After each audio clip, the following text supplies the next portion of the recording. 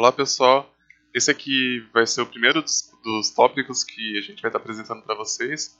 Vai ser sobre Python básico. Eu acredito que vocês já vão saber bastante coisa do que eu vou falar aqui, porque é conteúdo de LP e AID1, vocês já usaram bastante.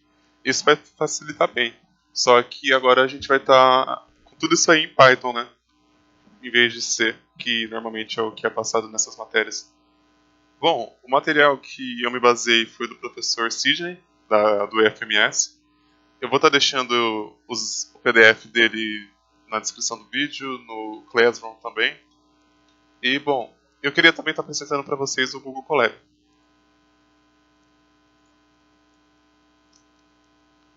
que é a plataforma que a gente vai estar usando. Então, ele é bem simples, como vocês podem ver. É só colocar Google Colab no Google, já cria um novo notebook. E é isso, basicamente. Aí a gente vai desenvolver os códigos aqui. Como vocês podem ver, existem blocos de código que a gente pode estar criando. A gente consegue executar esses blocos individualmente, mas conforme a gente for utilizando, isso vai ficar mais claro para vocês. Bom, para já dar um exemplo, eu já vou estar usando o Z of Python, que são 19 princípios de Python mesmo, que a gente pode ver que são retidos na forma de um poema até, que explicam por que Python é uma linguagem simples, com a sintaxe fácil, bem direta, objetiva, sem muitos detalhes, tipo, tem que colocar ponto e vírgula no final, tudo.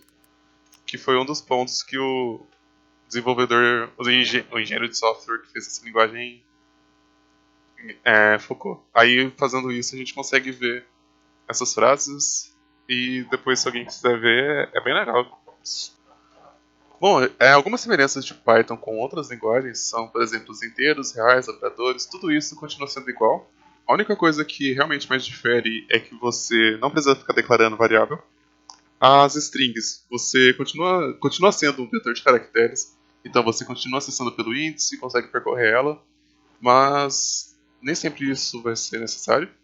E você consegue também, existem métodos de string mesmo, que você acessa substrings e consegue splitar ela, imprimir parte, que nem aqui, ó. Então aqui, utilizando o Colab já, ó, isso aqui é uma exclusividade do Colab. A gente só coloca a variável mesmo que ele já printa, aí para criar novo bloco a gente pode vir aqui, apaga aqui.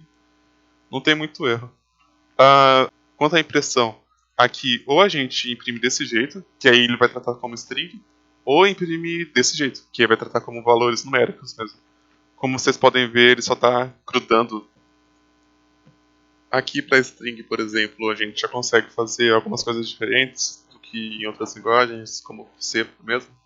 A gente consegue estar imprimindo uma substring assim. Então aqui, mudando um pouquinho o exemplo, existem métodos dentro do Python que facilitam para todos os tipos em geral. Mas, por exemplo, para string mesmo, a gente tem o .split, que a gente consegue dividir uma string, ele já separa com um acordo do valor que a gente está passando. Existem inúmeros métodos assim, e bom, isso aqui a gente não tem como decorar todos, mas acaba sendo quando a gente precisa da aplicação, acaba indo atrás e tudo, mas tenho em mente que se for uma tarefa muito genérica, sempre vai ter alguma coisa para auxiliar a gente. Bom, então, outra parte que eu acho interessante de comentar são condições. Porque em C a gente está acostumado, né, a colocar uma comparação dentro de um if, por exemplo. Uma comparação ou um valor tipo 1, 0, que pode vir do retorno de uma função. Alguma coisa assim. Bom, em Python isso também dá, mas uma coisa que eu acho bem legal é que a gente consegue trabalhar com booleanos explicitamente. Ou seja, aquela ideia de tabela verdade, ela funciona em Python, que nem a gente pode estar vendo aqui. Ela é suportada em Python. Ó, então o que está acontecendo? B recebe verdadeiro ou não verdadeiro, então verdadeiro ou não verdadeiro é verdadeiro. Aí ele entra no if, porque ele fez o if diretamente com booleano explícito. E já vem aqui, já printa trabalha com o valor da comparação mesmo. Não é. Ele trabalha com o valor booleano mesmo. Ó, ele trabalha com o valor do booleano mesmo. Ele não é o resultado da comparação, alguma coisa assim. A gente tem essa possibilidade em Python também.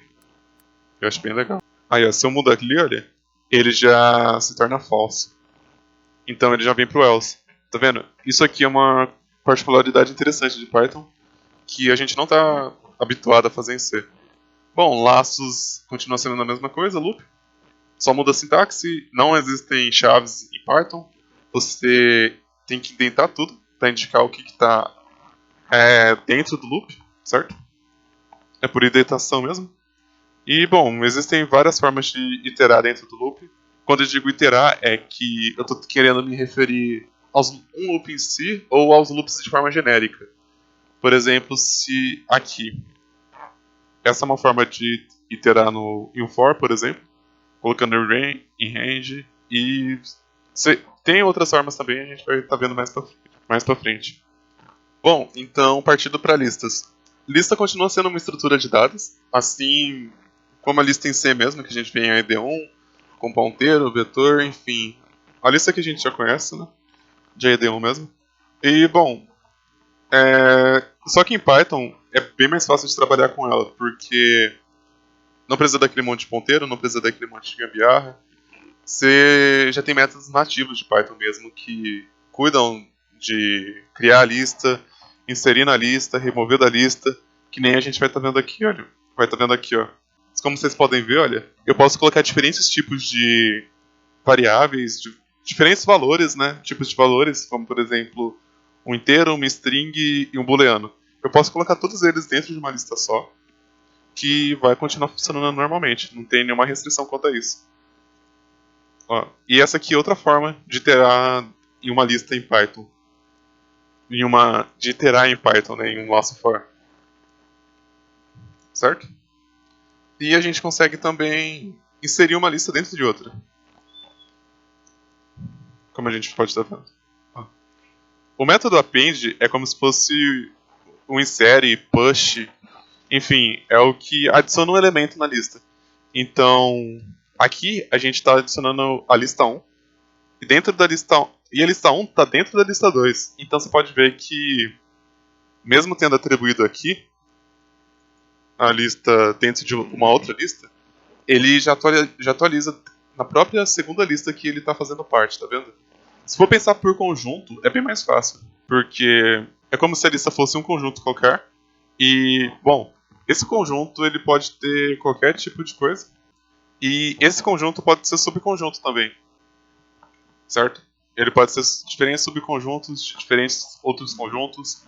E, enfim, a gente tem essa liberdade para estar mexendo aqui em Python. E tudo que a gente for mexendo aqui dentro, se for adicionar, sei lá, árvore, enfim, a gente consegue colocar diferentes tipos. Então, tudo que a gente fizer aqui dentro vai estar mexendo nas listas de fora, certo? Nas listas que ele faz parte, que essa lista faz parte. Então, basicamente foi isso que aconteceu aqui, certo? E bom, o append adiciona. E o método pop, quando é assim, ele remove. Porém, ele remove o último item, né? Por exemplo, aqui. Ele vai estar removendo o 4, que a gente tinha acabado de inserir. E se eu faço lista 2, lista 2.pop, ele vai estar removendo a lista 1, olha. Tá vendo? Ele removeu a lista 1 aqui. Então é sempre o último item da sua lista que vai estar sendo removido. Mas a gente também consegue setar pelo índice aqui. Se eu coloco lista.pop de 1, ele removeu o segundo aqui, que era o 2. É só estar passando na chamada. Bom, dicionários nada mais são do que listas, mas com um índice personalizado. Ou seja, a gente consegue colocar uma string aqui dentro de uma lista, por exemplo. Então, como vocês podem estar vendo, ele vai imprimir um pouquinho diferente. Sempre tem duas formas da gente declarar listas e dicionários. A lista pode ser recebe list ou lista recebe a abre e fecha colchetes. Esse aqui é o método mais utilizado normalmente. E o dicionário recebe dict ou dic abre e fecha chaves, né? Sendo que esse aqui é o mais usado normalmente também. não dá pra você só fazer, tipo, ponto .pop, chamar o método pop aqui. Ó, ele dá erro. Por quê? A gente precisa estar passando a string que seria o índice, certo? O índice certo. Aí ele remove. A gente já Então, falou para deletar um item da sua lista, qual que removeu ali. Vamos mandar imprimir agora. Certo? Não tem muito segredo também não. Só muda isso só. E a gente pode estar usando listas, dicionários, tudo junto. Pode ter uma lista de dicionários, pode ter uma lista dentro de um dicionário. A gente pode estar trabalhando com essas duas ferramentas juntas, né? Bom, eu vou estar entrando em arquivos agora. E antes disso, eu queria falar rapidamente como que funciona as memórias do computador. Quando, por exemplo, falar tem que dar malloc na variável, tal, tal, lá em C mesmo, quando fala que está alocando memória, alocando espaço na memória, tudo isso está se referindo à memória RAM, na verdade. Quando o programa para a execução dele, tudo aquilo é perdido e a gente não tem uma forma de recuperar os valores que a gente trabalhou enquanto estava executando o programa. Aí a gente tem que passar ele para a memória externa ou pegar da memória externa, enfim. E essa memória externa seria tipo HD, pendrive, CD, sei lá. Qualquer forma que depois que pare de executar o programa, eu consiga acessar esses valores que a gente utilizou ou a gente criou, né, na execução do programa. Isso aqui vai ser bem útil porque quando a gente estiver usando os algoritmos de, sei lá, mineração de dados, qualquer coisa assim, a gente vai ter que abrir arquivos, porque a gente vai precisar de um dataset, ou seja, um conjunto de dados para abrir e tudo mais. E saber como que abre arquivo, como manipula arquivo é fundamental para isso. Então, bom. E existem bibliotecas bibliotecas, opção eu vou estar falando um pouquinho mais adiante, mas o Pandas mesmo é uma biblioteca que auxilia a gente para fazer abertura, manipulação e tal de arquivo. Bom, existem diferentes formas de abrir um arquivo, TXT, por exemplo, mas existem outros formatos, como CSV. Vou estar usando de exemplo o TXT.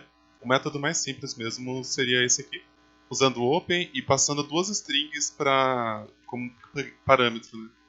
A primeira que é o nome do arquivo e a segunda que seria a forma que a gente vai estar lendo o arquivo. Então, por exemplo, se eu quero abrir um arquivo só para leitura, eu vou abrir com R. O que isso vai fazer? Ele vai colocar um ponteiro, ou seja, ele vai acessar a primeira linha do arquivo, assim como o write. Só que o write, quando a gente usa write, ele vai criar um arquivo novo, se ele não existe, porque a gente vai estar usando pré-escrita, né, de um arquivo. Ou então, e se esse arquivo já existir, ele vai simplesmente resetar esse arquivo, vai apagar todas as linhas dele. Então, quando esse comportamento não for interessante pra gente, a gente abre o arquivo com o A como a segunda string de parâmetro, porque ele vai anexar os novos arquivos a partir do final de todas as linhas, ou seja, ele vai estar apontando, né, colocando o ponteiro a partir da última linha e vai continuar escrevendo daqui. Porém, esse mais aqui, o que ele significa? Que eu vou estar abrindo o arquivo para anexar novas linhas e também para leitura. Então a gente também consegue fazer isso com as outras letras. Mas, enfim, a principal diferença mesmo vai ser onde que está o ponteiro do começo do arquivo. Então, bom, aqui um exemplo, né, para a gente ver como que vai estar sendo isso na prática. Aqui a gente vai estar abrindo o arquivo. Esse arquivo que eu criei aqui, um TXT mesmo, só para ficar claro. Aí a gente vai iterar nele, tá vendo? Aí ele executa, imprime todas as linhas do arquivo. E bom, o que acontece se eu executar essa linha? Ele vai passar o ponteiro para cá, logo depois da inserção do último elemento. Então se eu executar aqui de novo mandando imprimir, ó, ele não imprime nada, certo? Mas, por quê? Porque o ponteiro está lá embaixo. Falando qual linha que o arquivo está. Então, mas se eu executar aqui novamente, executar aqui, ele já inseriu. Tá, e se eu executar aqui, fechar? Tá, agora tem duas marcas. E colocar file 1 mesmo. Vamos ver o que acontece. Tá vendo? Ele vem até com /n, que eu inseri aqui, com a quebra de linha. Entendeu? ponteiro ficou... Ele continuou no lugar onde começou, da inserção, na última linha de inserção, e imprimiu tudo que estava para baixo daquele lugar. Mas agora, se eu voltar aqui, ó, opa, tem que colocar file 2 aqui de novo. Como vocês podem estar vendo, agora ele inseriu 2 jacas no arquivo todo. Fora do Colab, a sintaxe vai ser um pouquinho diferente, porque a gente pode estar tendo que acessar as pastas, mas não vai mudar muito, na verdade. É só você abrir a pasta que está o arquivo txt, por exemplo, sei lá, ou CSV. Tem aqui, por exemplo, tá. Eu copio todo esse endereço aqui, eu copiaria todo esse endereço aqui, colaria no caminho, certo? Colocaria só um barra aqui, ó, para ele entender qual arquivo que é. Entendeu? Bom, então, para finalizar, falando um pouquinho sobre bibliotecas, assim como em C, por exemplo, existem algumas funções ou métodos que não são nativos, mas a gente pode acessar importando bibliotecas externas, ou seja, como por exemplo, se eu quero calcular uma raiz quadrada em C, eu preciso incluir a biblioteca math.h, mesmo para potência e tal, porque a função poll é exclusiva da biblioteca math.h. O mesmo acontece em Python. Porém, em Python, a comunidade pode escrever bibliotecas, ou seja, existe uma vasta infinidade de bibliotecas que a gente pode usar, que foram escritas por outros programadores, e acabam sendo muito úteis para a gente, para aprendizado e tudo mais. Bom, então, basicamente é isso, a gente importa elas quando for necessário, quando for conveniente para a gente. E o próprio NumPy, o Pandas e o Matplotlib são bibliotecas. O NumPy é uma biblioteca com um teor mais matemático, porque ele tem mais ferramentas voltadas para a matemática mesmo. Consegue tratar de array, matriz, enfim, vetores multidimensionais. O Pandas é uma biblioteca para manipulação de arquivos, dados e tal. O Matplotlib está mais voltado para plotagem de gráficos, ou seja, para visualização mesmo dos dados que a gente estiver trabalhando. Data Science, a gente pode ver como se fosse análise de conjuntos de dados, de um volume interessante de dados, e a gente consegue identificar padrões, fazer uma análise mesmo dentro desses dados, sendo que essa análise pode ser feita por métodos matemáticos, fórmulas, enfim, existem diversas formas, diversos meios, né, de estar reconhecendo isso.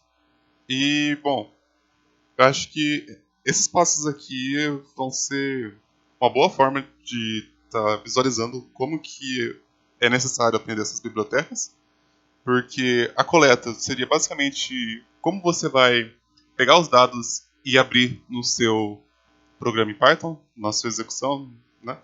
Então, basicamente, vai ser um TXT ou um TXT não é tão normal, a maioria acaba sendo CSV mesmo. Então, por isso que é importante abrir arquivo. O tratamento, os dados, quando a gente coleta eles estão brutos. A gente precisa lapidar esses dados antes de aplicar o algoritmo. E como que a gente lapida? Com o NumPy, que é bom para tratar se precisar fazer alguma adaptação quanto aos valores e tal, de representativos. E o Pandas, que seria para a própria análise de dados, como eu disse anteriormente. Bom, os algoritmos de IA vocês vão estar aprendendo na matéria, na disciplina, né? Mas a biblioteca Scikit-Learn é uma biblioteca bem famosa por estar aplicando a eles, né, esses algoritmos. E é basicamente nessa parte aqui que onde toda a mágica acontece. Porque a gente já consegue visualizar, ele já volta, né, o resultado, todos os dados certinhos e tal. Enfim, o output mesmo, e a gente só coloca em um gráfico, alguma forma de visualizar eles. Como, por exemplo, o Matplotlib e o Seaborn, que são bibliotecas mais voltadas para isso. Aqui a gente pode estar vendo como que existem diversas formas da gente estar fazendo, né, a plotagem desses gráficos. E cada tipo de algoritmo, cada caso a gente vai ter um gráfico especial que vai ser mais adequado. E bom, eu queria estar mostrando aqui essa parte, que eu disse para vocês. Então, aqui a gente importando... Esse aqui é um código que eu desenvolvi quando eu estava no terceiro semestre, na própria disciplina de IA que eu fiz. que aplica um algoritmo. E, bom, aqui é exatamente a parte das bibliotecas importando. Aqui o dataset abrindo, então, basicamente, essa seria a parte a gente pode ver como a coleta. O próprio Pandas ele tem um mecanismo para ler diretamente de links. Então, se a gente abrir esse link, é basicamente, ó, esse aqui são os dados que a gente vai estar aplicando. Só que aqui esses dados já estão modelados certinhos. A gente não vai precisar tratar muito deles. É só realmente aplicar o algoritmo, que nem a gente está fazendo aqui. Aqui eu estou basicamente plotando o dataset, né? O conjunto de dados bruto. Aí aqui eu aplico o algoritmo e aqui a gente visualiza os resultados dele. Então, são exatamente as mesmas bibliotecas que eu usei, Matplotlib, que eu acabei de falar, NumPy, Pandas, Matplotlib, Scikit-learn, Seaborn, que eu estava testando também. Mas não tem como fugir delas e elas são muito úteis. E, bom, vão ser os próximos módulos, né? Os próximos tópicos do curso. Enfim, é basicamente isso. Eu vou estar deixando alguns exercícios sobre toda essa parte. Essa não. Essa parte aqui pra cá, né? Toda essa parte aqui sobre Python, para que vocês possam exercitar, aplicar tudo certinho que a gente apresentou. E bom, qualquer dúvida vocês podem estar mandando um e-mail, postando no Classroom, da forma que for mais conveniente para vocês, certo? Então, bons estudos.